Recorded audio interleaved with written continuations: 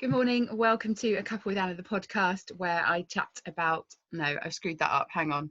I'm just going to... That's what happens when you get to bed at 3 in the morning. Yeah. Super prepared. Okay, let's try again. Good morning and welcome to A Cuppa with Anna, the podcast where I chat to all walks of life about life, particularly in the areas of creativity, well-being and simple living. And today I'm joined by George. George is a mum, wife and creative family celebrant from Hestia and Iris Ceremonies, and she's also an abstract artist. So we're going to be talking a little bit about both those things today, but also about having sort of several different jobs and how that works. I think they call it portfolio careers these days, don't they? So how are you doing this morning, George? You all right? I'm all right, thank you. Yeah, I'm okay. Yeah. We're just saying how nice and awake we're both feeling this morning. Yeah, it's 20 to 10 on a Saturday morning. We're both a little bit groggy, I would say. Politely describe it. Yeah, so if we both fall asleep during the podcast, please forgive us. You look lovely and cozy in that chair, actually. That looks like the perfect It is. I know, I've been kind of moving around my attic trying to find like the perfect space for my podcast, and I finally found like the chair now. Nice. So George, I mean, you know, there's so many strings to your bow, and you know, there's so many interesting things about you, and it's sort of like, where do I start? But I guess maybe we should start really with your art, because obviously I've seen a lot of your artwork on Instagram, which is absolutely beautiful, and I love how you use colours, and I'm completely in love with colours as well. So tell us a little about how that got started. Were you a really creative kid? What were you like?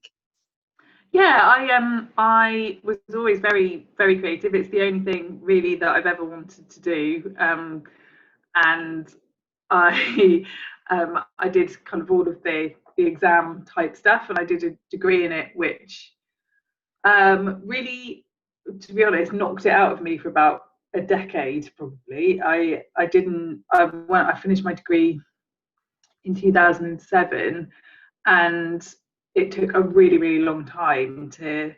I didn't get a great grade, and it really, really knocked my confidence. So that was a really hot, quite a strange kind of hiatus for a few years after that. And then I met James, my husband, in 2009, and he, bless him, every birthday and Christmas he bought me like a class to go to, or some equipment, because he was just like, there's a thing inside you, this is what you need to be doing. And eventually it just kind of started creeping back in, and then I guess it was when we moved to Exmouth, which was about 3 years ago. I started an art class with a local artist, Angie Seaway, and it just lit me up again. It was on a Wednesday evening, because in between that time I became a mum, and I think that it was really easy just to kind of go, oh, I don't have time for that, I don't have energy for that. And then it got to the point where I was like, I've got to find the time and the energy now. So yeah, I started going to the class and just finding my groove with it again. And I've been, since then, I've had another baby, and I don't feel like it was completely different this time. I didn't lose myself into the babiness. It was kind of, although we had a lockdown as well, which was it's been a bit of a different experience, but it did mean that James, my husband, was around more, so he could have them, so I could create more. So this year's been quite, oh God, sorry, the laptop's going.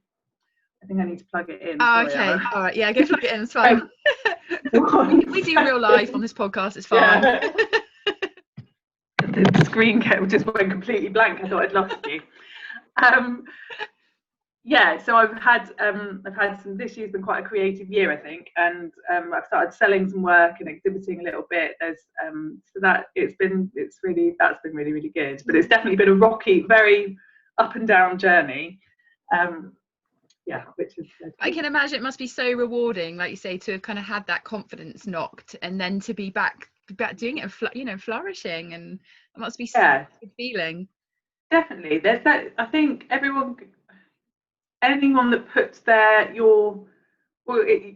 it's your soul, it's your insides out into the world. I mean, you know that as a singer, it makes you very, very vulnerable. And I think when you're being graded on that by people that, I mean, ultimately aren't really, who knows what, it's so subjective. Yeah, that was it was really damaging, that my degree. You know, it wasn't a good time. I mean, you know, socially and personally it was okay, but in terms of art, I don't feel like, yeah, it was the best thing for me. I wish I'd, don't know, gone, just done it on my own from the beginning and not worried about what other people think. I think like with these sort of degrees and stuff, I know it's not for everyone, but I always think like the degrees are put together by people who are natural artists creating it. So it's like, who's to say, do you know what I mean? If you're that natural artist, why do you necessarily need a degree, I guess? Yeah. And I think there's definitely skill. Of course, there's skills to learn. There's context is really important, you know, in terms of the history of art. But ultimately, yeah, I don't necessarily think it's about what's inside you. And then if someone comes and says, "Oh, actually, what's inside you isn't good enough," that's quite quite damaging. Yeah. Oh, well, good for you for putting it back out there. Tell us a little bit about the inspiration behind some of your work, because it is so beautiful and colourful. You put something up on Instagram yesterday. I was just like blown away by it. Oh, thank you. I'm obsessed with colour. I love colour. I can't stand, you know, things to be too dull. So it's, the recent ones have been kind of natural, more natural landscape. I've got some. Would you like to see? Yes, please. So they're just little abstracts. Nice. But they're, yeah, kind of natural world. I live by the beach, so that's. I was going to say that looks very Exmouth inspired. Yeah, it's quite estuary like, isn't it? I suppose. And this one's kind of kind of islandy, and but natural world, but also I love painting women. I think women, the form of women has been painted obviously forever, but I just find it eternally interesting and beautiful to paint. So I do paint women, kind of figures in an abstract way quite a lot myself, more than anyone else really, because I'm here. Okay.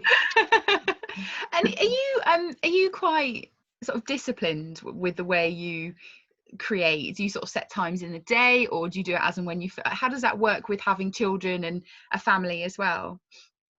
I'm not disciplined in almost anything in life. I can totally relate to that.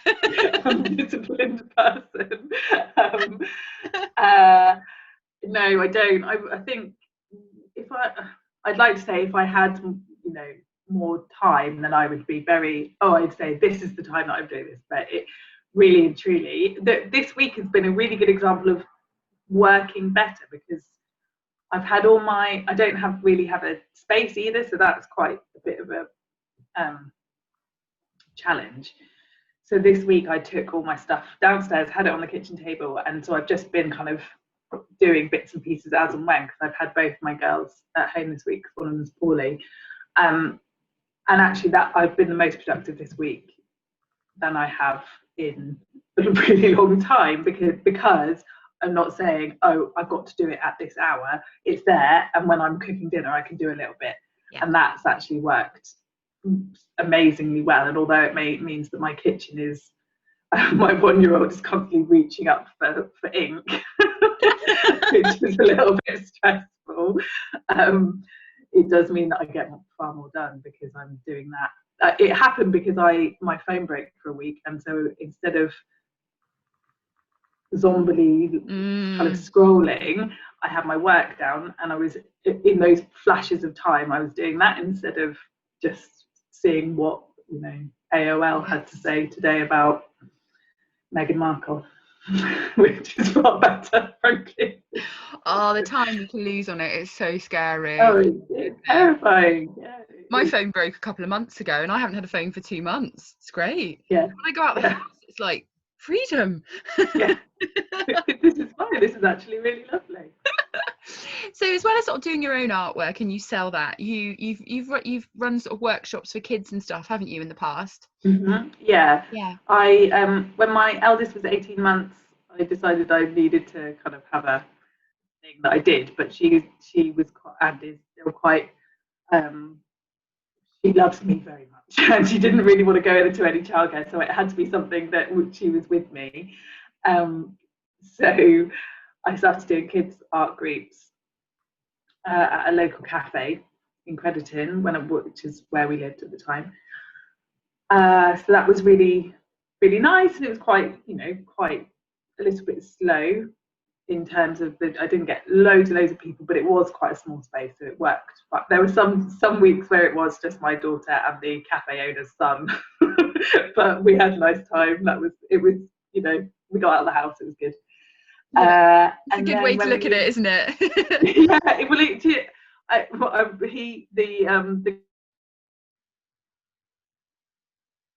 Yeah, and then sorry, you're back. Hello, you're back. It's one of those mornings. Yeah, the laptops are feeling a bit like it's feeling like us. Yeah. He said to me, well, you're not ever going to buy your second home, charging £3 for 2 children to come. No, I'm not, but my sanity is being saved, so that is important. Yeah. And then we moved to Exmouth, and I started doing them from our kitchen, and that was really successful. Yeah. And I had a lot more children then. And then I got pregnant, and so I kind of slowed it down a little bit. And then we went into lockdown, and because I was going to start again at Easter, and it didn't really happen. Well, didn't really is quite an understatement, isn't it? Nothing happened at Easter nothing. at all. And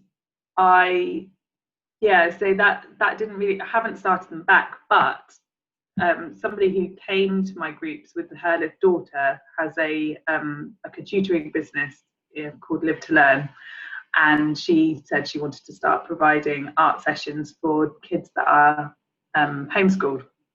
So I've been doing that for a few months, and that's really lovely, and that's really nice to be able to. I love going somewhere to do it rather than it being in my kitchen, and it's really interesting. So now, instead of kind of between 18 months and 3, they are like 12 and 13. So it's a very, very different thing, but I love it. It's really challenging. Yeah. To think of things to really engage them, but actually they are. Don't tell anyone, but they're actually not that hard to engage in art. They quite like it. They're quite like, good. Oh, we actually really like this. Yesterday we did Christmas, and they were a bit like.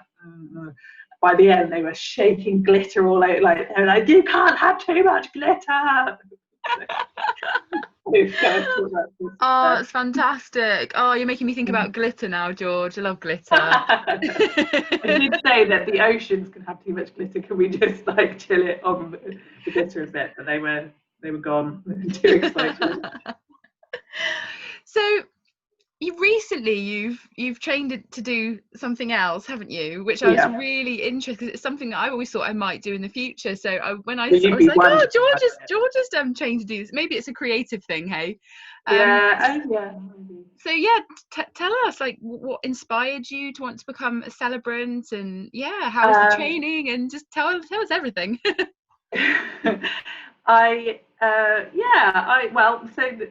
I'm kind of at home, like everyone, and I really felt like I could see how the hardest thing, obviously financially and health-wise, has been terrifying for everybody. But I think the hardest thing, certainly for me and for the people closest to me, has been the loss of contact, and it really highlighted the importance of relationships for me. So I was thinking about that, and I felt like there must be something in this, because it felt like a real calling. And that sounds possibly a bit cheesy, but it really, really did. I kept kind of seeing little things, like I was following it's quite big, it started in Australia, so kind of this kind of celebrity. So that I was following an Australian woman that was a celebrant, and I thought, gosh, that looks a lovely thing. And my sister got married 2 years ago and had a friend kind of perform the ceremony, and I got to thinking that actually that's probably a job for somebody, that it's that what a wonderful thing. So I looked into it, and I found a company, the Institute of Professional Celebrants, and I loved the chap that runs that, Stuart Morris. He was so passionate, and he puts a lot into his videos, and there was something about the way that he did it because there's lots of companies now that do training. So yeah, we had a little windfall of money from an inheritance, and we kind of went, okay, actually we could put some of that money into doing the training. So I signed up and did that, and also because under normal circumstances it would have been a residential, but because of COVID it wasn't. And I think had it been a residential, I wouldn't have been able to do it, because my little one both of them still rely on me quite heavily at night, and I just couldn't have gone away for 5 days. I'm still feeding her and all of that stuff, so it worked really well to be at the desk and kind of still being able to do my mum stuff as well as train. So that was really good. And it's thus far not many weddings happening, but my website's nearly built. I just got the first draft of that yesterday, which is really exciting. And I've done some CPD since, just like around more around funerals and how to market yourself and that kind of thing. So it's a really lovely, really exciting thing. Yeah, and I think as well, I love what you're saying. So one day you might be doing a wedding or a funeral, and you might be doing an art class or creating your own art. And how nice to have that variety, because I think I'm so much like you in that sense. And it took quite a long time. I don't know about you, but for me it took quite a long time to accept that I was just someone that wanted to do multiple things, because I think the world is telling you a lot of the time to pick one thing. And I grew up in that environment, and there's a little bit of kind of inner friction sometimes. Thinking, is this okay? Do you ever feel like that sometimes, or do you feel like you're really comfortable with it now? I'm really comfortable with it now. If I think about it too much, I get a bit overwhelmed with, and this week's been a good example of that, in that I did a lot of art and was kind of actively trying to sell it, and my eldest had chicken pox, and I've got a baby, and I'm trying to get the website done. So all of those hats, sometimes there are some weeks where it just goes, and you think, why am I doing it? I could just not do any of this and just wait until Polly's a bit older and she's in childcare, and then I've got some more headspace. But now's the time that it's happening. So and it makes me a better mum, and it makes me a happier person to be. Although I'm knackered, it does. It feeds my brain, and it feeds who I am, and so I think that's more important than sleep.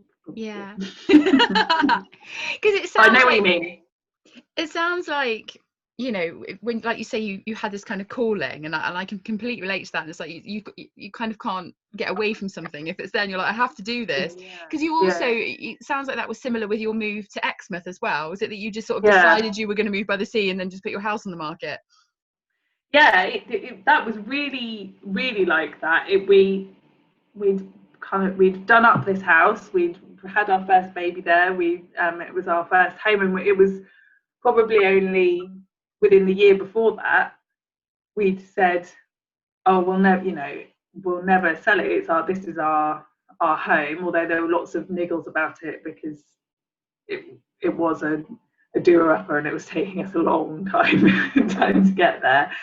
And then just yeah, we just kind of thought this isn't for us anymore. And we'd been going, it was near Crediton, so it was quite far. It was nearly an hour from Exmouth, but we'd been coming over to Exmouth quite a lot with our daughter. I think just to be near the sea, we just really needed to be near the water.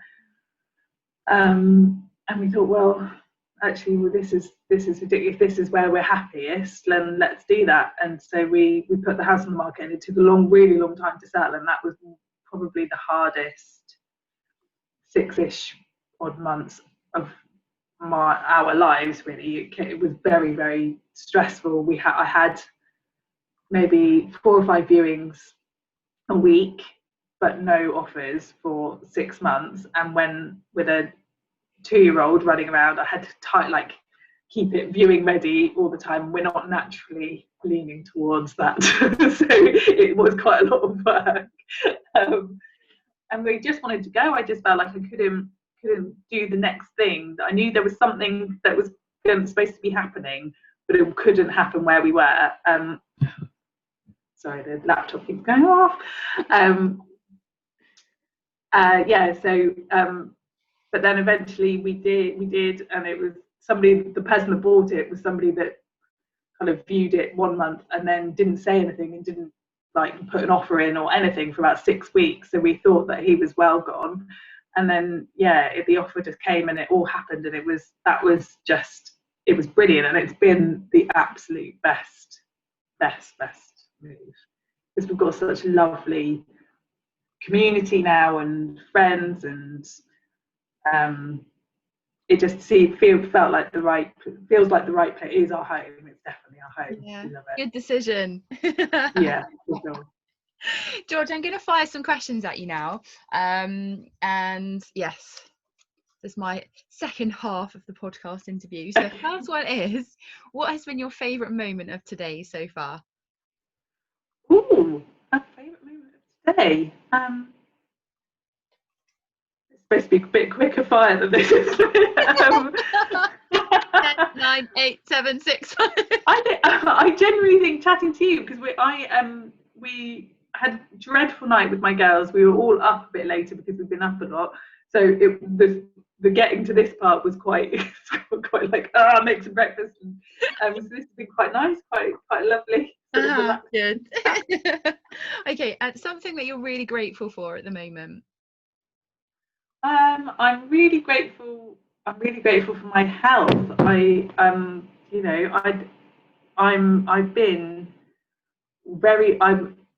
used to be a person that caught every single thing. If there was a bug going around, then I'd be a girl for it.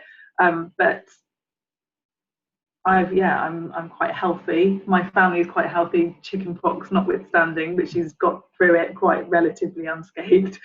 So I'm very grateful for my health and all our health.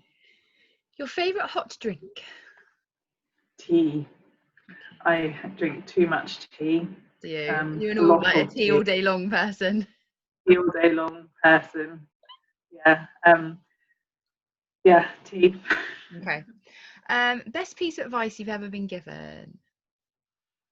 I'll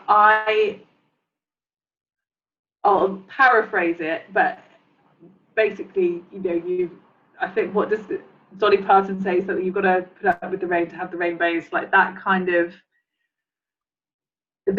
Even though there are dark days and dark months and dark years, that can really highlight the amazing, the wonderful, and the beautiful parts of life. So you do have to have a bit of both, and it can be very difficult to remember that when you're in the middle of the dark bits. But there's been quite a few times in the last few weeks where I've just been, when you're tired, your brain goes into overdrive.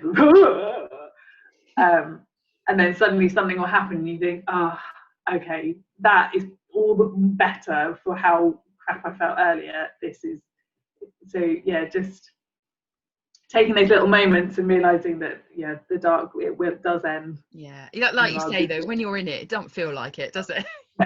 No, and you asked me that exactly at 3 o'clock this morning, I'd have gone, no, there's no light, there'll never be day. But, no rainbows. No, there's no rainbows. F the rainbows. Just sleep, I just want to sleep. A standout person from your life, and why?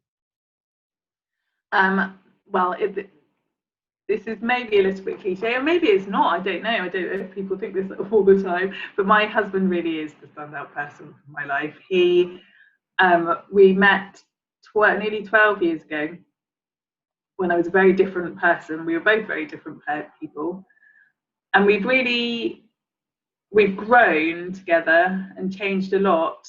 I was in my early 20s when I met him, and I think everyone changes, whether you get married or whether you have kids or whether just everything, life happens to you that in that space of time. It just does.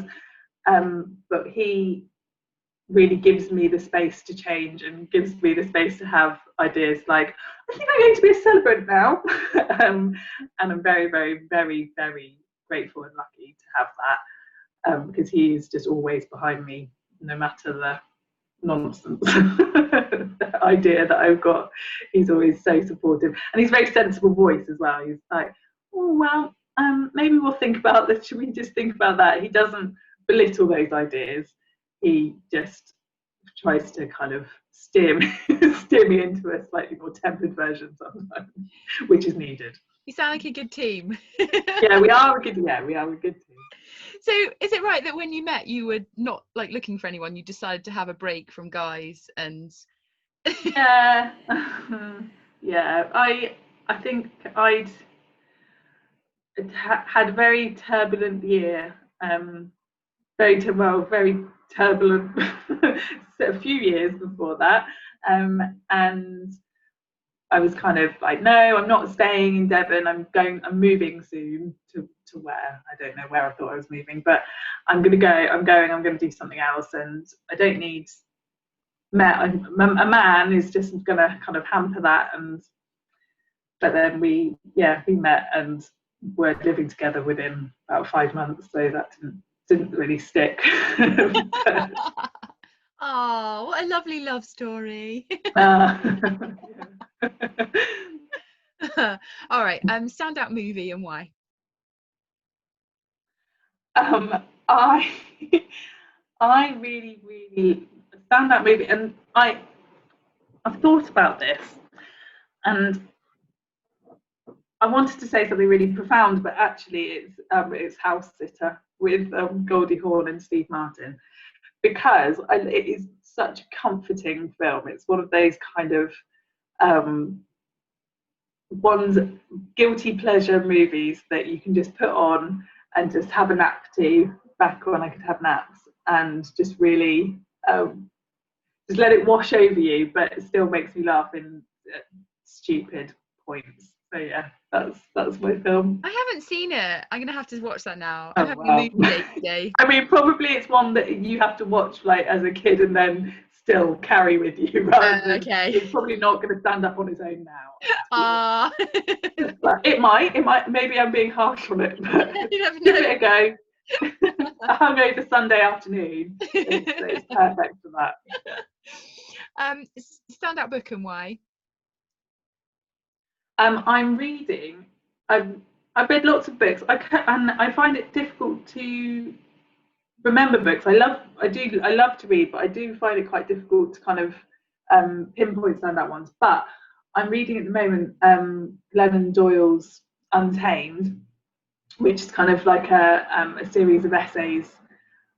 She's an American writer who wrote a lot about love in her marriage, and then her marriage turned out to not be quite what she thought it was, and then she fell in love with a woman, and she's really kind of realized what love is and who she is as a person, and how especially as women we're kind of told to be small all the time from being little. Like, we're kind of fed the, oh well, this is what you're supposed to be, and how not to be like that. And it's just a really amazing, I think I'd done quite a lot of that work already, not doing things just to please people. But it's it's an amazing book that makes you just go yes. So, we need a reminder of that sometimes, don't we? I think you can always get back into that habit of, you know, not necessarily feeling empowered. Yeah, definitely. But that's the word. It's very empowering. Good.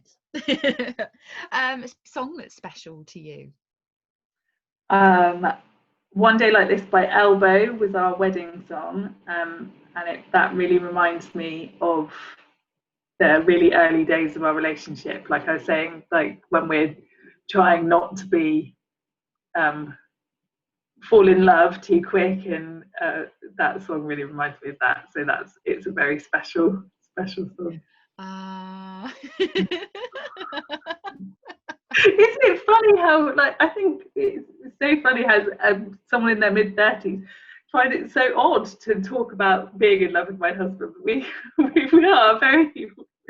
are, and we've been together a long time, and it's not all romance these days, weirdly, with 2 small children. But yeah, we're good. It's like you say, we're a good team. Yes.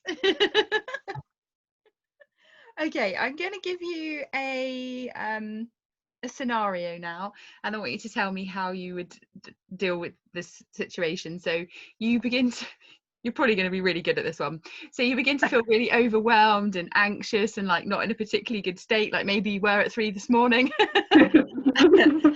When you sort of get like that, what do you do for yourself to sort of help you calm down and help you sort of return to a better state of mind? Well, I meditate quite a bit. I use Headspace, the Headspace app, quite a lot. They've got a good SOS section of just 3 minutes of take yourself out. I think getting outside is really, really important. I think especially these days, it's really easy to be in the house and be here for days and days and not realise that you haven't actually kind of ventured in the outside world. So yeah, taking just 3 or 4 minutes of no input is really important to me. Getting outside when I can, and creating, I think that's quite a form of kind of meditation to me, because it's mindful, and it's I think it's really important to identify a bit what it is that's too much, because I think I'm quite sensorily sensitive. I think if I've got lots of noise, because there's noise all the time in my house, lots of noise, lots of things, lots of people talking to me, I'm trying to do too many things at once, I get overwhelmed. It doesn't take much for me, just one thing then, and I just explode. So taking all of those things out layer by layer, not literally taking out my children, just like layer by layer, just kind of going, okay, I need to reset myself. And sometimes just having a good sob is really good. Like that can be part of the resetting as well. I'm definitely an advocate for being sad if you need to be sad, and being really, really cross if you need to be cross, but just trying to direct it in the right way. Yeah, let it out. Yeah, definitely. Holding it in is not good. No. Thank you. And lastly, do you have a challenge for the listener? I do have a challenge. Now, it might feel like a bit of a morbid challenge, but I think it's important to do. So as part of being a celebrant, I'm quite learning more and more about how people really think that you have to go a certain way for funerals in particular. So I really feel like people should know that you can actually do whatever you want. It's not very regulated, the funeral industry. You don't have to have a church or a creme. You can kind of have what you want. So my challenge is for you to take maybe just a minute, just closing your eyes and just imagine that day. And you probably won't be there in person, but imagine your own funeral and imagine what you really want and what what does it sound like, what does it look like. And if it isn't everyone standing very sadly in black, then make sure that's written down somewhere, because I think that when that time comes, those people closest to you organising that, you kind of, your brain wants to go down the path of least resistance. And actually, if that way of saying goodbye to you isn't the way that you want, which I don't think a lot of people want that, do they? I don't think a lot of people would want just kind of a very staid, quiet ceremony. I think some people would really want a party and really want people to celebrate their life. So I think that's my challenge, is for you to kind of imagine what you'd really like and write it down and make sure it's somewhere that someone would see it. I think that's such a brilliant challenge, and I think you can get really creative with it as well. Yeah. And I know you say sort of like, or maybe it sounds a bit morbid, and I totally agree. I think some of these subjects we're just scared of talking about, and actually once you just talk about it, it's not actually as scary as you think, because ultimately we are all going to die. Yeah. That's a lovely way to end the podcast. Yeah. And in the end, we're all going to die. So, thank you. Goodbye, George. But we are, and not everybody wants to get married, and not everybody wants. A lot of the kind of ceremonies of life are to do with things that people, children. I do naming ceremonies for babies. Not everybody's going to have that, but we all are going to die. So let's make that a really, really exactly as we want it to be, and not just as we think it should be. I'm guessing also then it takes the pressure off the people that are having to organise, because that, if you just had a loss and then you've got to organise something and you don't know what you're doing. I've sang at funerals before, and one of them, they didn't know what music. I ended up choosing the music and everything, and it felt like a lot of pressure on me, and it was a bit. So I think it's just nice to do that for family. Know that you're really honouring what your loved one really wanted. And to know that that's taken care of, and you're not going to leave that for your. And it could change. It probably, hopefully, let's hope that it's all a long way off for us, and things will change, and you're going to grow and change. But for right now, I think it's a good thing to do every few years or so, just to make sure that you get what you want, and your family can give that to you. I'm having a cardboard box, by the way, and then people with felt pens, so people can then come. That's such a good thing. Yeah, there's this thing called Coffin Club. I think they're mostly up north, but I'm wondering about doing the training to get one down here. But it's about kind of talking about death and talking about end of life and death, and they quite often decorate coffin. You kind of buy like a cardboard coffin to keep at home, and that you can decorate over time, and so it's ready to go. I think that's quite an awesome thing. Oh my goodness, it's like a whole other world, isn't it? It is. It's very interesting once you get into it. Very creative. Yeah. I just realised there was a question I forgot to ask you. I forgot to ask you where your favourite nature spot was. I'm very lucky with the abundance of nature that I've got around us. So I absolutely love the estuary in Exmouth, and I also love the up on Woodbury Common. And my other favourite kind of outdoor spot is Tintagel in Cornwall, which is one of my favourite places in the world, and that's where I'm gonna come back to it again. That's where James proposed, and so it is a very special place for me. It is really beautiful. On a good day there, you wouldn't believe that you were still in the UK. It's gorgeous. Oh, I'm so glad you reminded me of that. I haven't been there for so long. They have a little I'm sure I went to a little witchcraft museum there once. Yeah, they've got lots of unusual things. They've kind of got lots of Merlin stuff and like King Arthur. Now I can't remember the details about that, because I used to take groups of foreign language students there, so I used to know a huge amount about Tintagel, which it's pushed out for other things now. But yeah, they've got lots of kind of Merlin and King Arthur stuff and witchcraft stuff down there. It's quite definitely worth a place. visit. George, it's been so nice. I just feel like we've just had a really nice chat. It's been really lovely. Thank nice way to start the day. Is there anything that you sort of feel would like to mention that you feel you haven't said, or is there anything you just kind of want to add in? Ooh, I think just to say a tiny bit more about the celebrancy stuff. Just that's it's really amazing. Like if anyone listening is getting married and it feels like a church or a hotel or like a registered place isn't for them, and actually going to the beach or going to a cliff top or your mum's garden because it's really beautiful is what you want, then to really think about having a celebrant, because there aren't any rules with that, and it can really make it about you. So I think celebrity is not that well known, not as well. I mean, it's getting better, but it's definitely something that people don't always consider. So do, and if you're local to me.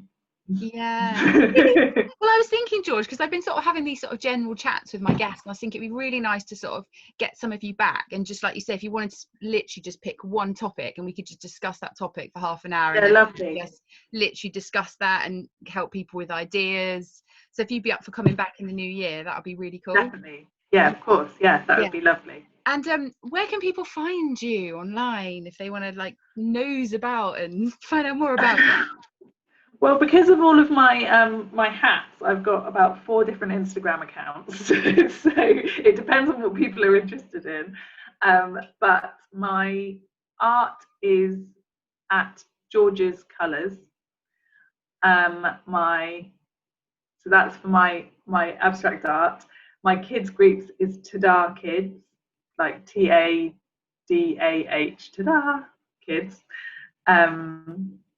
And my celebrancy is Hestia and Iris Ceremonies. So I'm on Instagram and Facebook with that stuff. And my website for Hestia and Iris will be ready very soon. And that is going to be hestiaandirisceremonies.co.uk. Excellent, thank you. What are you guys up to for the rest of the day? It's all gone very quiet, so I don't know what's going on down there. But I think we're going to probably get out and have a walk. My poor husband is chained to this desk most of the week and doesn't get out much. So I think we're going to get him some fresh air and let him see the light outside this little box. Yeah, and probably get the girls out, running around, tire them out. Yes, I hope you get a better night's sleep tonight. Thank you very much. Thank you so much, George. It's been so nice to talk to you. You're welcome. Thanks. Talk again. Yeah, that would be lovely. Thanks, Anne-Marie. It's been really nice.